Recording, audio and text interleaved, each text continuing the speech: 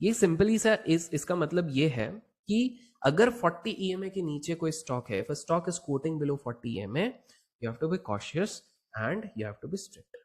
तो अब दूसरा सवाल उठता है कि ठीक है, ये तो हम समझ गए कि 40 EMA, लेकिन ये हम फॉल्स ब्रेकआउट और फॉल्स ब्रेकडाउन से कैसे बचे? सबर करो, I am going to explain you everything. अब आप लोग एक देखते हो कि कभी कभार ना कुछ स्टॉक्स ऊपर नीचे आके भी साइडवेज चले जाता है, एंड हम लोग जबरदस्ती ब्रेकआउट समझ के इधर घुसेंगे फिर फंस जाएंगे, फिर ब्रेकडाउन समझ के इधर घुसेंगे फिर फंस जाएंगे। Some people might be excited, अरे 40 EMA के नीचे जाते ही सेल जाता है। हाँ हाँ जाता है, बट वेट, हमको मल्टीपल कंफर्मेशन करना है, हमको एक परफेक्ट सेटअप पे चलना है। तो दूसरा जो कंसेप्ट होता है उसको हम कहते हैं साइकोलॉजिकल लेवल। साइकोलॉजिकल लेवल क्या चीज है भाई? You must have heard, even when analyst talk या फिर TV experts talk, they always speak in round figures. वो हमेशा बोलते हैं कि 15,000 पे निफ्टी का सपोर्ट है, 16,500 पे रेजिस्टेंस है, टाटा मोटर अगर 300 के नीचे गया तो बियरिश है, टाटा मोटर अगर 400, you must have heard, they talk in whole numbers. These are nothing but psychological numbers. Psychological numbers usually multiple of tens पे रहते हैं, 10, 50, 100, इसके मल्टीपल पे रहते हैं। ये माना जाता है हिस्टोरिकली बिकॉज मार्केट जो चलते हैं वो ब्रॉडर मार्केट चलते हैं मास बिहेवियर में, कैसे आप और मैं सोच रहे हैं। सो ऐसा माना जाता है कि अगर मास बिहेवियर के बेसिस पे ही चलना है, so on the psychological levels a lot of algorithmic traders are sitting, a lot of discretionary traders are sitting, and a lot of other traders are sitting. तो ऐसा कहा जाता है कि अगर हमने ये चीज निकाल ली कि हाँ ये एक तरीके से आपका जोन है जहां पर कि बाइंग या सेलिंग होती है, तो you are good to go. तो आपको मैं अब थोड़े से एग्जाम्पल देता हूँ। फॉर एग्जाम्पल टाटा मोटर्स, हाँ इसका मैं एक सिंपल सा हैक देता हूँ। अगर 100 रुपीज के नीचे शेयर है, please right it down in your notes, अगर 100 रुपीज के नीचे है तो आप 5 और 10 रुपीज के बेसिस पे उसका साइकोलॉजिकल सपोर्ट और रेजिस्टेंस निकालोगे। एग्जाम्पल, 100 रुपी पे अगर स्टॉक है तो 95 रुपीज पे आप बोलोगे उसका नियरेस्ट साइकोलॉजिकल सपोर्ट है और 105 पे उसका नियरेस्ट रेजिस्टेंस है। लाइकवाइज अगर आप 90 रुपीज का स्टॉक है, 91 रुपीज का स्टॉक है, तो अगर आपसे कोई पूछेगा कि किसके पास है, तो this is nearer to its psychological support of 90 rupees but farther from 95। As soon as you go higher आपका ये लेवल बढ़ता जाएगा। तो इसको एक सिंपल सा थंब रूल बना सकते हो, 300 के ऊपर जैसे ही जाता है तब आप 100 का डिफरेंस लोगे, और 150 के ऊपर जाता है तो आप 50-50, 10 और 50 का रेंज लोगे। So let's say if a stock is at 257, तो आप कहेंगे कि 250 is the nearest support and 300 is the nearest psychological resistance. जैसे ही आप 500 के ऊपर जाओगे तो आप 50 और 100 के मल्टीपल्स पे देखोगे। फॉर एग्जांपल अगर 500 पे है तो you would say nearest support is at 450, nearest resistance is 550। जैसे ही आप 1000 के ऊपर निकल जाओगे तो 100 का रेंज निकलेगा। 1021 अगर है तो यू वुड से कि 1000 पे सपोर्ट है और 1100 पे रेजिस्टेंस है। यू कैन ऑलवेज टेक 50 का भी डिफरेंस ले सकते हो, there is no harm, but 50 is the nearest support and proper support would be at 100 points. ये बहुत इजी है। तो ऑब्वियसली बात है, जब हम बैंक निफ्टी की बात करेंगे तो बैंक निफ्टी में तो रेजिस्टेंस एंड सपोर्ट थोड़ा दूर जाएगा because it's a big thing. इसलिए लोग कहते हैं कि when you are actually taking into consideration something like bank Nifty, तो आप लोगों का जो पॉइंट ऑफ डिफरेंशिएशन होता है वो बढ़ जाता है। इट गोज लाइक कि एटलीस्ट 200 पॉइंट्स का डिफरेंस हो जाता है निफ्टी में, इसलिए 100 पॉइंट्स के बेसिस पे देखा जाता है, नॉट इन 50 पॉइंट्स। तो दूसरी चीज हम देखते हैं साइकोलॉजिकल नंबर, ठीक है। तो अभी जैसे Tata motors as of now while we are doing analysis, इसका 310 का क्लोज प्राइस है। What does it suggest? It simply suggest that भाई 300 रुपीज पे इसका नियरेस्ट सपोर्ट है, 350 पे नियरेस्ट रेजिस्टेंस, 400 पे नॉर्मल रेजिस्टेंस और 300 के आसपास ही इसका नॉर्मल रेजिस्टेंस है। लेट अस टेक एक और इक्विटास ऊपर खुला हुआ है तो उस पे 128.35 है, ये नीचे वाला है, तो हम क्या बोलेंगे, एक ब्रॉडर रेजिस्टेंस होगा, 100 रुपीज पे इसका सपोर्ट है, 150 रुपीज पे इसका रेजिस्टेंस है। तो सपोर्ट से काफी ऊपर आ चुका है ये वाली चीज, बट 150 पे एक साइकोलॉजिकल सपोर्ट है। तो ऐसा माना जा सकता है कि जिस दिन ये 150 को अच्छे वॉल्यूम से तोड़ेगा एंड बाकी सेटअप का कॉन्फ्लुएंस होगा, it would be actually good for, अच्छा हाँ, I was just checking whether I'm recording or not, हाँ, so it would be good for this entire process, entire this thing। तो दो चीज हमने समझ ली, ठीक है। तो अभी जब मैं टाटा मोटर देख रहा हूं तो मैं देख रहा हूं कि हाँ 40 EMA तोड़ा है, बट ये अपने साइकोलॉजिकल लेवल के ऊपर है। अब इसमें हम एक तीसरी चीज ऐड करेंगे और ये बहुत इंटरेस्टिंग चीज है which I teach my students also. RSI सुना ही होगा, रिलेटिव स्ट्रेंथ ऑफ इंडेक्स। अब RSI पे हम एक सिंपल सा बस लगाएंगे, ओवरसोल्ड से कुछ मतलब नहीं है, 50। आप में से काफी सारे लोगों ने जो रिलेटिव स्ट्रेंथ ऑफ इंडेक्स पढ़ा होगा वो आप कैसे यूज करते हो, ओवरबॉट और ओवरसोल्ड। जिन लोगों को पता नहीं है मैं बता दूं कि traditionally the definition for RSI goes like कि अगर ये RSI जो है इफ इट इज अबव 70 या 80 it is considered as overbought, and if it is below 20 या फिर 30 it is considered as oversold.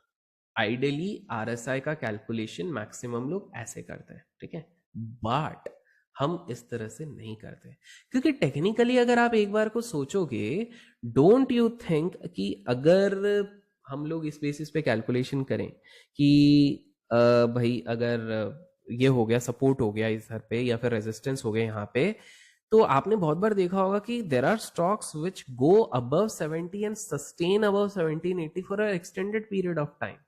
यहीं पर आप देख लो, नीचे देखिए तो 74 75।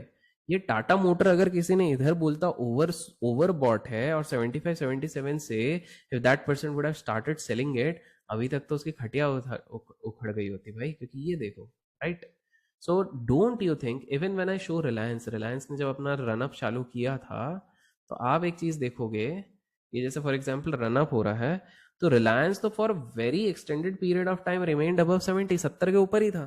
तो यहाँ पर वो हमारे लॉजिक को क्या हो गया, 70 के ऊपर तो ओवरबोट होता है ना कहीं पर भी, बिकॉज यहीं पे डिफरेंस आ जाता है बुकिश ज्ञान और रियल ट्रेडिंग में। when in trading we say trend is our friend, so don't you think it's quite obvious कि कोई अगर स्टॉक ट्रेंडिंग जा रहा है तो हमें instead of looking for a selling opportunity, अगर स्विंग में कर रहे हैं तो हमें बाइंग देखनी चाहिए। और यहीं पर काफी सारे लोग गलती कर लेते हैं। नीड टू अंडरस्टैंड दैट जब भी हम कोई भी स्टॉक ले रहे हैं तो RSI if it is above 50 that means उसका momentum strong on a bullish note है, और if it is below 50 that means उसका मोमेंटम नेगेटिव है। तो अभी हम टाटा मोटर का जब अभी फिलहाल का एनालिसिस कर रहे हैं, तो although it is slightly below 39 के बाद, बट वापस 45 रिक्लेम कर रहा है। तो मैं अभी इसको डायरेक्ट इस चीज पे जज नहीं करूंगा, ऑल्दो दो पैरामीटर तो हमारे सॉर्ट ऑफ मैच कर रहे हैं। 40 EMA के नीचे है, RSI 50 के नीचे है। सो RSI 50 के ऊपर है तो बुलिश, RSI 50 के नीचे है तो that would sound as a bearish note. Okay, इतना क्लियर हो गया। तो अब हमारी बारी आएगी तीसरी चीज की, and what is the third thing? The third thing is when we are actually going to add our final thing। अब आप लोगों को ये हो रहा होगा कि यार एक कंफर्मेशन होना चाहिए कि वेदर द बाइंग और the selling is going to come with institutions, is it going to come up with pressure, या हल्की फुल्की है। बिकॉज देखो सिंपल सी बात है, अगर किसी स्टॉक को हिलाना है, if you really want to move up a stock, you definitely need to see how the particular stock is actually performing, correct? तो उसी के लिए आपको जरूरी हो जाता है कि आप ये चीज देखें कि किस प्रकार से ये चीजें चल रही हैं। तो उसके लिए क्या तरीका होगा? उसके लिए आपका एक सिंपल सा तरीका रहेगा that you add another thing in the studies, the final layer to it, and we call it ADX, average directional index. इसको भी बहुत सिंपल सा है। ADX में भी आप लोग ये जो प्लस DI माइनस DI है, आप इनको हटा देंगे। प्लस DI और माइनस DI को आप वाइट कर दीजिए और ADX को आप ब्लैक रखिए। अब ये ADX बताता क्या? आपने बहुत बार देखा होगा कि चीजें साइडवेज चलती हैं, आप एंटर करते हो बाय या sell and then you get stuck at the wrong places. ADX basically आपको बता देता है that this entire trend thing, जो भी ये सारी चीजें हैं, क्या ये सही तरीके से चल रही हैं कि नहीं चल रही हैं, इफ इट इज मूविंग कैसे चल रही हैं, एंड ऑल दोस थिंग्स।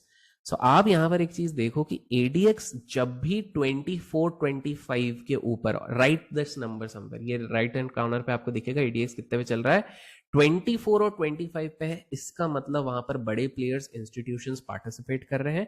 नहीं है तो there is a high possibility of false breakout और ब्रेकडाउन। तो ये आपको वो आंसर दे रहा है जो काफी सारे लोग मुझसे पूछते रहते हैं कि पता कैसे लगेगा कि कोई possibly false breakout, false breakdown या साइडवेज वाला मार्केट हो सकता है। तो उसका इंडिकेशन दोस्त यहीं पर आता है। अभी हमारा एडीएक्स आ रहा है 20, दैट मीन्स अभी उतने ज्यादा ट्रेंड से किसी ने नीचे सेलिंग करी ही नहीं है. Yes, ADX has cool down but इतना ही नहीं. वहीं पर अब आप यहां पर देखो, ये करीब करीब इधर इस कैंडल पे आप देखो 24.95, 24.9 है ना, 25 हो चुका था. This is Reliance, sorry we are talking about Reliance, ठीक है. सो रिलायंस में आपको दिख रहा है जिस कैंडल पे मैंने रखा था, the candle had closed eight 2168, the nearest support was 2150 और उसके बाद बड़ा सपोर्ट था वो 2100. क्या उसके ऊपर है? यस, उसके ऊपर था.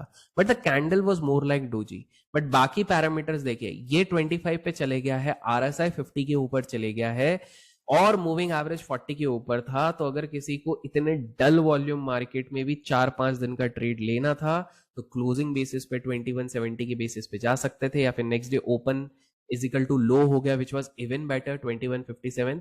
For those people who don't know, open और लो जब इक्वल होता है it is a bullish sign, open और हाई इक्वल होता है तो आपका हो जाता है बेयरिश साइन.